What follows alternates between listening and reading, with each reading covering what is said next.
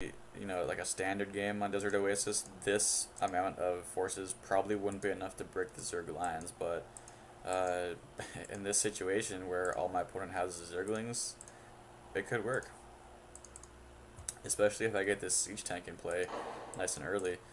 Not sure what was destroyed here. Probably, oh yeah, I was making a bunker, I do recall.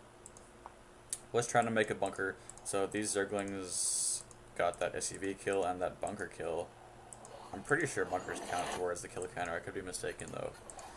Still no upgrades on these infantry units, although I have had this engineering bay for some time. Just now getting that +1 rifle upgrade. Looks like I'm planning on landing this orbital command over here to this island. Not a terrible choice.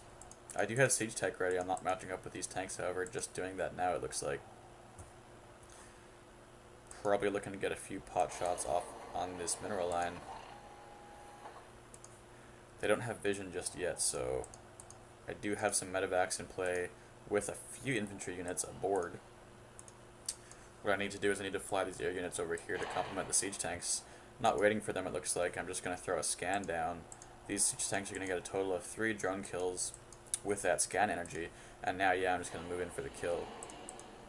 I'm going to show Acrasin what I thought of his Zerg rush.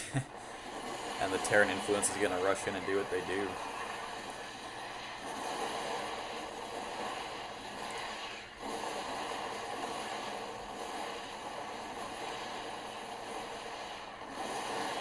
The broodlings, oh god, the broodlings, run from them. They're scratching at our ankles, team.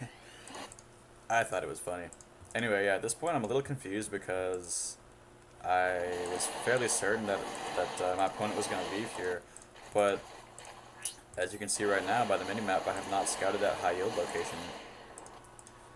And he actually has mustered together a lot of Mutalisks, so because my scouting was a little bit inferior, I did not know that this high yield location existed, and Acrasin was actually able to get this Spire Tech in play. So only now at this stage in the game is he finally saturating one of his bases at all.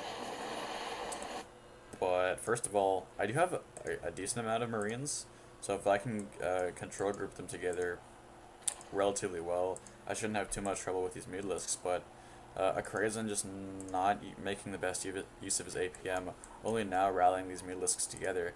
He's probably going to go for my mineral line. Yeah, he's just going to fly straight into my base. Going to see all these SCVs making supply depots. They would have been a good target. Instead, he's just going to go straight for my mineral line, and those bouncing glaives doing so much damage. I even had that engineering bay tech early in this game, and yet I have no missile turrets really to speak for. Trying to spam some missile turrets now, but yeah, my SCVs are forced to evacuate completely. At least I have this orbital command up here as insurance. Single siege tank now on this high position here. One just guarding the Zerg player's native base. But I need to get my Marines in position, and they're just now huffing it back to their homeland to try to make that happen. Coming out with a couple of Vikings now as well.